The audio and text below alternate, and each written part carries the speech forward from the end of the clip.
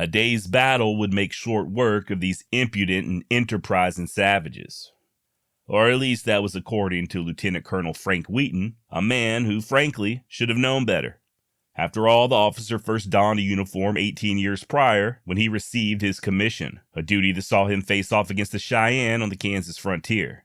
And then came the Civil War. Bull Run, Antietam, Chancellorsville, Gettysburg. Wheaton was there for all of them and commended for his actions. So one would assume that the lieutenant colonel was far too experienced to underestimate his opponents, that he should have known that a well-dug-in desperate man with a rifle and a will to fight, especially when fighting for his family, could put up one hell of a mighty defense. But I wasn't there, and I'm not going to play armchair general on this one. All I know is that when the smoke cleared on that January morning in 1873, at least 35 soldiers lay dead with nearly as many wounded. And the Modoc Nation had shown just how impudent and enterprising they could be, that it would take much more than a day's worth of battle to rein in these determined fighters.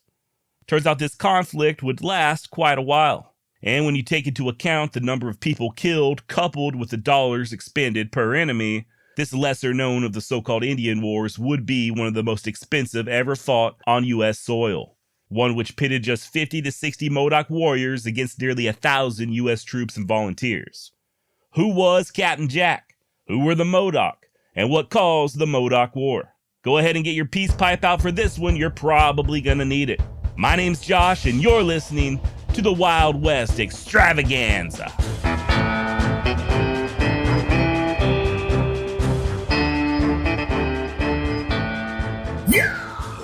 Captain Jack was born into the Modoc people sometime around the year 1837, near Tule Lake in present-day Northern California. And this was the land the Modoc had called home for God only knows how long, at least a millennium, if not more. Just to give you an idea of how far back the Modoc go in this region, there are oral stories passed down among them and their relatives turned enemies to Klamath, describing what we think was the Mount Mazama volcano eruption nearly 8,000 years ago. So yeah, I think it's safe to say that Modoc roots run deep in that roughly 5,000 square mile region on the Oregon-California border. Land sandwiched between the Lower Cascades to the west and the Warner Range to the east, providing the Modoc all they needed to flourish. An abundant supply of fish and wild game, roots, acorns, water lily seeds especially, were a big staple ingredient for the Modoc that they would grind into a flour or meal. And the tule reeds that grew along the lakes and marshes provided the Modoc with their shelter, living in teepee-like lodges covered in mats made from the hollowed straws. At least they did when it was warmer out. During the winters, they'd reside in pit houses, dugout-type shelter usually about 15 or so feet deep, lined with grass and dirt for insulation, with a ladder up top. Never a very large tribe, most estimates place the Modoc population at around 400 to 500 souls at about the time of European contact, which, for them, was just a few short years before old Captain Jack was born. By the way, his real name wasn't actually Captain Jack. The Modoc leader's given handle was Kintpuash, meaning he who strikes the water brashly. But for the sake of your ears and my mouth, I will stick with Captain Jack. And I do so out of respect. I'm relatively certain I'm not pronouncing Kintpuash correctly, so I'd rather call the man Jack than constantly butcher his real name. Now, as I alluded to a decade prior or so to Jack's birth, British-Canadian fur trader Peter Ogden began doing business with the Klamath, a rival tribe directly north of the Modoc. More trappers and traders would follow, encroaching both on Klamath and Modoc territory. And things were okay at first. The natives of the southern Oregon, northern California region obtained firearms and horses from the early trappers and traders, in addition to other highly coveted items. The same sort of trade goods I mentioned in my last episode. Mirrors, metal trinkets, pots, kettles, knives, hatchets, all that good stuff. But you know the old saying, throughout the course of history, when two foreign peoples initially encounter each other, first they fornicate and then they fight. Now, I don't know how much of the former occurred, but as to the latter, there were skirmishes as early as 1834, when a Hudson's Bay fur trapping expedition led by Michel Lafamboise was said to have killed 11 Rogue River natives. Now, these were not Modoc. The Rogue River peoples were a conglomeration of tribes living along the Rogue River Valley in present-day southwestern Oregon, kind of sort of where the city of Ashland now stands. Shortly thereafter, a trapper by the name of Ewan Young, an old mentor of Kit Carson's, killed a couple more indigenous in the same area, tribe unknown. Speaking of Carson, he traveled through Modoc and Klamath territory as well in late spring of 1846 while guiding for Captain Fremont. They'd be attacked one evening while camped out on what's now known as Klamath Lake, losing 3 of their party. This spurred the expedition, along with their Delaware scouts, to launch a counterattack the following day. Finding a Klamath fishing village nearby, the trappers commenced their assault, killing 21 supposedly just men. And it didn't stop there. As the group circled the lake, they killed any natives they found in groups of 1s and 2s. News quickly spread among the various bands of the region, and the explorers were constantly either being attacked or under threat of attack as they worked their way south into the Sacramento Valley.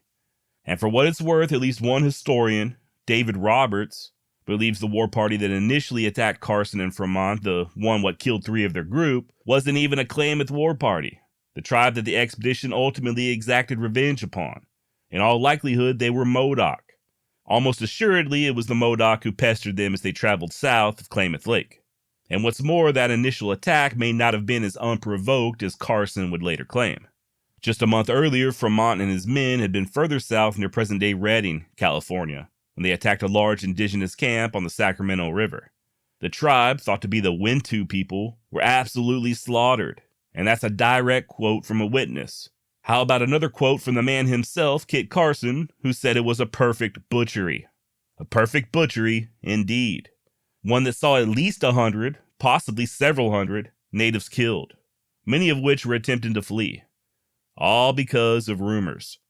Fremont had heard from some locals that a large band of 1,000 natives were preparing for an attack on the white settlement, so he and his men simply did a little preemptive killing. Wintu, Klamath, Rogue River. Hopefully I'm beginning to paint a picture here. I know these are all different tribes, but this is all occurring in that northern California, southern Oregon region, all on the outskirts of Modoc land. Hell, while we're at it, I think the Whitman Massacre is worth mentioning as well. Reverend Whitman, who I also briefly mentioned on my last episode, and his wife, along with 11 others, were all killed during an uprising in late November of 1847. Now, this was the Cayuse tribe who did that, and it was several hundred miles away from Modoc territory to the north. Still, though, when it comes to native or white or European relations in the Northwest, things were getting hot. Sparse tribal warfare was quickly being replaced with a steady, seemingly non-stop stream of foreigners invading everybody's territory, and they apparently were not welcome. So as you can see, by the time Captain Jack was learning how to walk and talk, his people were already well accustomed to dealing with the white man, and the white man's ways, at least in the form of fur trappers. But it wasn't until shortly after the aforementioned incident with Fremont that things really ramped up. Partially thanks to Jesse and Lindsay Applegate, the sibling duo who blazed the Applegate Trail, sometimes referred to as the South Road. We're talking the late 1840s at this point, and there's a full-on westward migration underway. Now, back in them days, there was something called the California Trail that branched off the Oregon Trail at Fort Hall in present-day Idaho. This route would take gold seekers southwest through Nevada and straight to Sutter's Mill, where gold was discovered in 1848, near where Sacramento, California now stands. Well, the Applegate Trail, considered by some to be a safer alternative to the Oregon Trail, branched off the California Trail and went straight through the heart of Modoc land, right past Tule Lake and the Lost River before crossing the Cascades and winding north towards the Willamette Valley. As you can imagine, this meant more than a few bloody confrontations between the uninvited migrants and the Modoc people. One in particular that sometimes gets left out of the narrative, probably for a good reason, is said to have occurred in September of 1852 when the Modoc struck a wagon train near Tule Lake, killing over 60 people and taking 2 young girls captive. Maybe. This is one of those that depends on who you ask kind of things. And 60 is the low end when it comes to how many migrants were killed in this particular massacre with no name. Some sources say 65. Another I found claimed 80, and numerous websites, some of them ending with a .gov at the end of their URL, put the number at 90 men, women, and children that the Modoc massacred there on the Applegate Trail in 1852. Or was it 1850? Like I said, it depends on who you ask.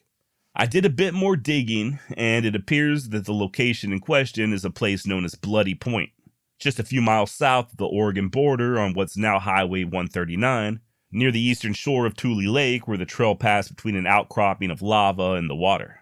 Evidently, this was one hell of an ambush spot where the Modoc laid in wait for hapless immigrants in the 1850s.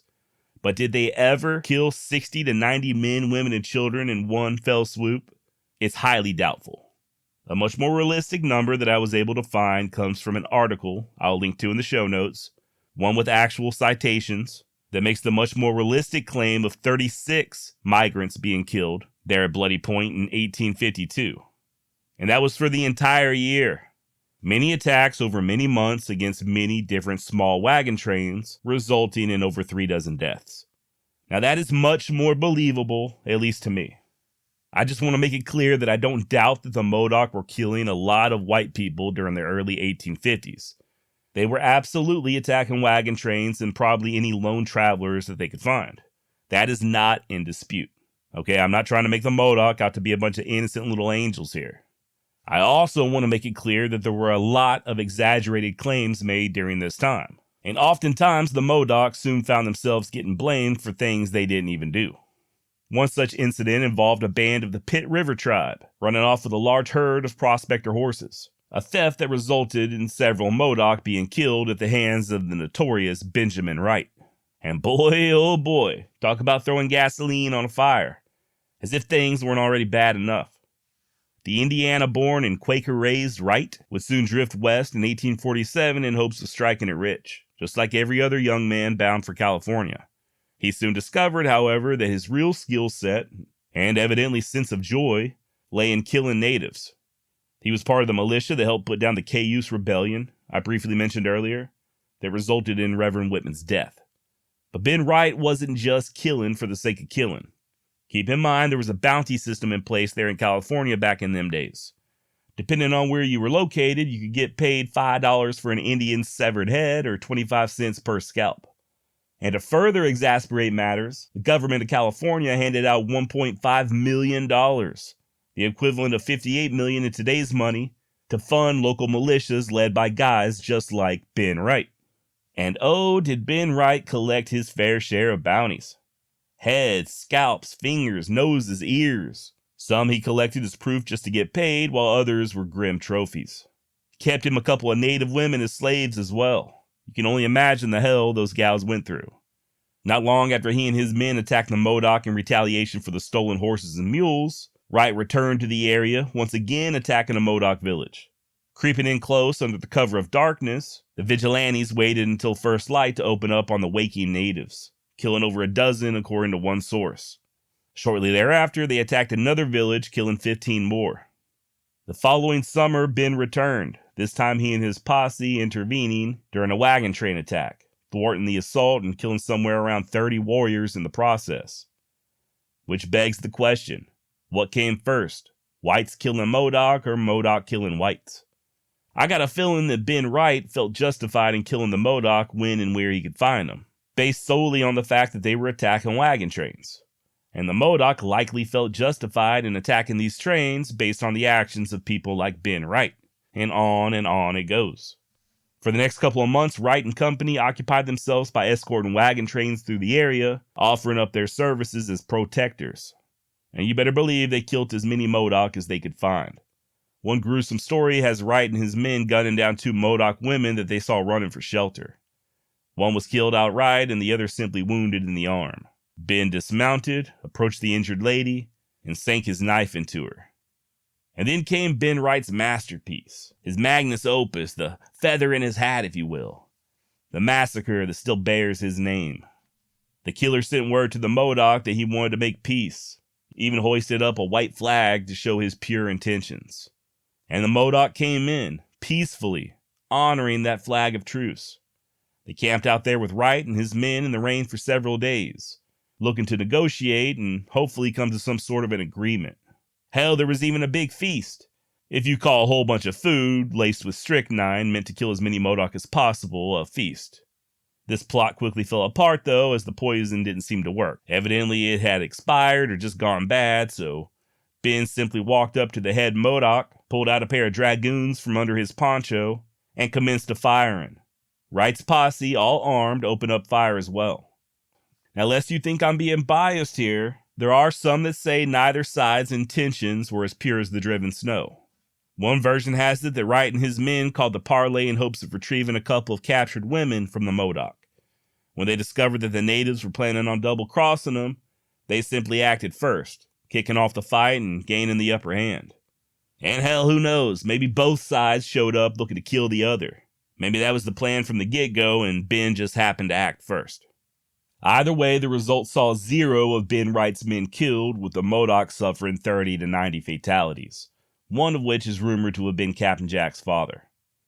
And whatever the true start of the fight, even one participant on Wright's side, a William Thompson, admitted to how gruesome it was.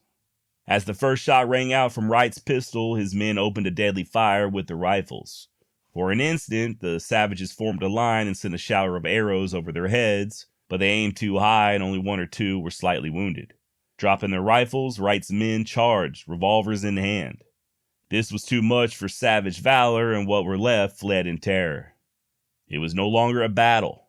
The savages were searched out from among the sagebrush and shot like rabbits. Long poles were taken from the wickiups, and those taking refuge in the river were poked out and shot as they struggled in the water. To avoid the bullets, the Indians would dive and swim beneath the water, but watching the bubbles rise as they swam, the men shot them when they came up for air. End quote. And so it went. Over the course of just 25 years, it's estimated that hundreds of Modoc were killed, and that they dispatched nearly an equal number of migrants and settlers. I guess it would be safe to say that both sides could give just as well as they could get. Almost. One thing I'd like to point out here is that it wasn't just the Modoc getting a raw deal there in California. The state did officially have a policy of wholesale extermination when it came to all tribes. We're talking state-sponsored death squads, operate under full support of the law, killing indiscriminately and without repercussion. To quote the first governor of California, Peter Burnett, that a war of extermination will continue to be waged between the races until the Indian race becomes extinct must be expected. End of quote.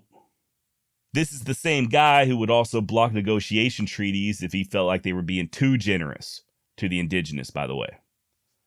Just to put things into context, the Native American population of California was estimated at about 150,000 people in 1848, right around the time that gold was discovered. A quarter of a century later, when the Modoc War kicked off, you're looking at less than 30,000. And that's for the entire state. A lot of that was disease, yeah. Even the Modoc suffered horribly from smallpox. Still though, even with all the various plagues wreaking havoc on the tribes, they still weren't dying off fast enough as far as many people, even those in office, were concerned. That's where the bounties and the massacres and the rampant killing came into play. What some consider to be a genocide. So hopefully now you're getting some sort of an idea of the environment that Captain Jack was born into. From the late 1820s leading up to his birth and for his entire childhood, his people had been aware of and sometimes the target of awful atrocities. Far out of the scope and range of what they themselves had done or were capable of, even when it came to their most bitter enemies. A very volatile situation predicated by decades of violence and retribution killings that one would only assume would have turned Captain Jack into an American-hating maniac, hell-bent on taking up the torch and continuing to fight his oppressors. And well, if this was the impression you had of Captain Jack and his band of Modoc, you'd be wrong. Especially if you were to ask the citizens of Wairika, California, shortly before the Modoc War began. Jack and his band were frequent visitors of the mining town. Some took up odd jobs there, they shopped in Wairika stores, even attended holiday celebrations with the townsfolk. Hell, during one such celebration, in 1871 on the 4th of July, the town caught on fire and Jack and his Modoc helped put the inferno out. And it was the white miners and citizens of Wairika what gave Jack his captain moniker, on account of an old soldier's brass button jacket that he often wore. In Jack's own words, quote, "I consider myself as a white man," end quote. So what exactly went wrong? How did Captain Jack and his Modoc go from wearing the white man's clothes and shopping in the stores of Wairika to a bloody war with the United States Army in the lava beds of Northern California? Tensions and hostilities between Modoc and migrants continued even after Ben Wright's massacre, until a sort of peace was agreed upon between the tribe and the settlers in the late 1850s. Then, in 1864, the U.S. government stepped in and signed a peace treaty not just with the Modoc, but the Klamath and neighboring Yahuskin band of northern Paiute as well. This treaty saw the formation of the Klamath Reservation in present-day southern Oregon. The tribes would give up all of their land south of the 44 parallel, which included every square inch of Modoc ancestral land, and agree to live together on the aforementioned reservation. This meant the Modoc would be living with their enemies, the Klamath, who just so happened to outnumber them. As you can figure, this caused a whole new set of problems, namely the Klamath buggering, bullying, and abusing their new next-door neighbors. Now, in return for giving up all that land, the Modoc were promised one big lump sum payment, along with future annuities of money and food. These, of course, were slow in coming at first and then just stopped altogether. About a year or so later, the Modoc tired of such living conditions and simply left the reservation, returning south to their own territory. The government was persistent, however. Like an abusive spouse, they claimed that they'd make everything better, that they'd change. Come on, just come on back. We'll protect you from the mean old Klamath. I won't hit you no more. We'll give you food. Come on back. So the Modoc did, and things, of course, did not change. Finally, in 1870, after asking for help from the government over and over and over again, after pleading with officials for better conditions, after being forced to eat their own horses, a band of 50 Modoc men, along with their women and children, left the reservation under the leadership of a young Captain Jack. They returned back to their homeland around Tule Lake and Lost River, oftentimes making the trip west to Wairika, where, like I said, they were generally well received and well behaved. There were still altercations, but none of them seemed to be of the serious sort. There were no wagon trains being attacked, no massacres, nothing like that. All of the problems seemed to stem around trespassing or petty theft, maybe a little bit of intimidation or even irritation. According to one Indian agent, the Modoc were, quote, insolent, and if they wanted flour or beef, they'd find the nearest settler and demand it. Furthermore, sometimes a dozen or so would just walk into a cabin and insist on being fed. And after dining on the free food, they'd sit around the fireplace smoking as if they owned the place. So yeah, I can see how that would be pretty damn irritating. Talk about your neighbor from hell. But this ain't exactly a raid by the Comanche either. For what it's worth, Captain Jack did work with the settlers, even if he was charging them money for using the land. He himself would occasionally find work in the town of Wairika, while other Modoc became ranch hands. They really did seem willing to adapt, even cutting their hair short and wearing white man's clothes. Obviously they weren't all that hated, but still, as good as things might have been in Wairika, there were plenty of other folks there in Northern California that were uncomfortable having the Modoc roaming free and more than a bit covetous of their land. Now, it's worth pointing out that the Modoc weren't against the idea of living on a reservation. They just wanted their own reservation on their own land, somewhere near the Lost River. Also, keep in mind that Jack and his Modoc weren't on the run or hiding during this period. They were just there where they had always been, living their best lives. The Indian agents and the government knew exactly where they were, and there were more than a couple of sit-down talks and parleys with Jack trying to secure their own reservation while the government men tried talking him back up to the Klamath region. It didn't help none, of course, that Jack committed murder around this same time, at least in the eyes of his white neighbors. One of Captain Jack's children became seriously ill, so he turned to a Modoc medicine man to heal the kid. Well, the kid didn't get better and sadly soon passed away, prompting Jack to kill said medicine man. Now, this was culturally acceptable among the Modoc. It was expected. Not so much with the Americans. A murder warrant was issued for Captain Jack, but nothing ever came of it as the reservation issue was first and foremost on everybody's mind. Finally, in 1872, Indian Agent Thomas O'Donnell gave orders dispatching the military to use whatever force necessary to get the Modoc back on the reservation. As such, 35 men of the 1st Cavalry, stationed out of Fort Klamath, under the command of a Captain James Jackson, were sent south to deal with the Modoc, picking up about a dozen or so civilians as they headed that way. Civilians who may or may not have had a little bit too much to drink in the town of Linkville the night before. Linkville, of course, is now known as Klamath Falls. Now, orders were clearly given to resolve things peacefully, if at all possible. Indian Agent O'Donnell instructed Captain Jackson in part, quote, "If there is to be any fighting, let the Indians be the aggressors. Fire no gun except in self-defense." End quote. The next morning, November 29th, was bitterly cold as the combined force of 45 or so men approached the Modoc camped on Lost River. There were two camps, actually. One on the west side of the river, just north of Tule Lake, was Jack's village. Directly across on the east side was the camp of Hooker Jim, another Modoc leader who you'll soon hear much more about, along with another feller named Scarface Charlie. Old Scarface sees the soldiers coming and fires off a shot, likely to warn his fellow tribesmen. Captain Jack supposedly was waiting in his lodge as the soldiers approached, thinking that this was going to be another peaceful meeting and that the officers would soon be joining him to talk as they had previously done.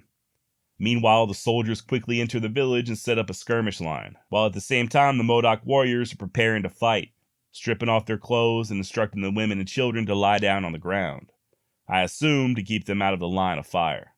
The interpreter, a son of one of them Applegate trailblazing brothers, sees this for what it is and runs out of the camp hollering that the Modoc are about to attack. Captain Jackson of the 1st Cavalry then orders his lieutenant, a guy by the name of Frazier Boutelle, to disarm and arrest Scarface Charlie. Only thing is, Scarface ain't having it. He resists as both men go for their guns, firing at the same time. Charlie's rifle blasting a hole through Lieutenant Boutelle's coat sleeve while the officer's pistol grazes the bandana covering Charlie's head. Neither men were injured, but the damage was done and the fight was on. The first shots of the Modoc War had been fired, and a course set in motion that no man could stop. And that's about all I've got for this episode, part 1 of the Modoc War. Hate to leave you with a cliffhanger, but sometimes that's just how it be.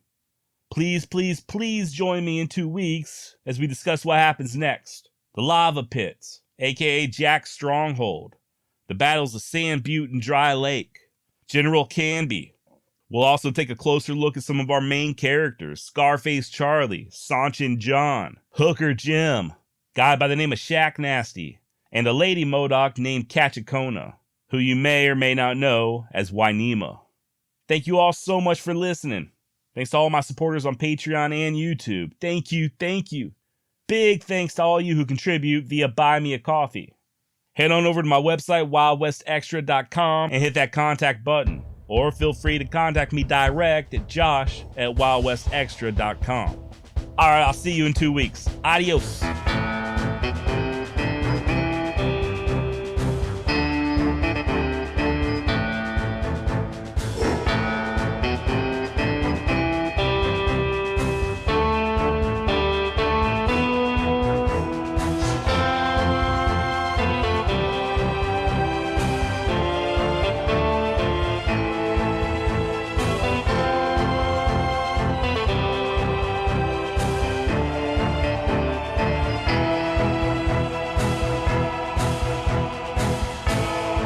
I won't hit you no more. We'll give you food. Come on back.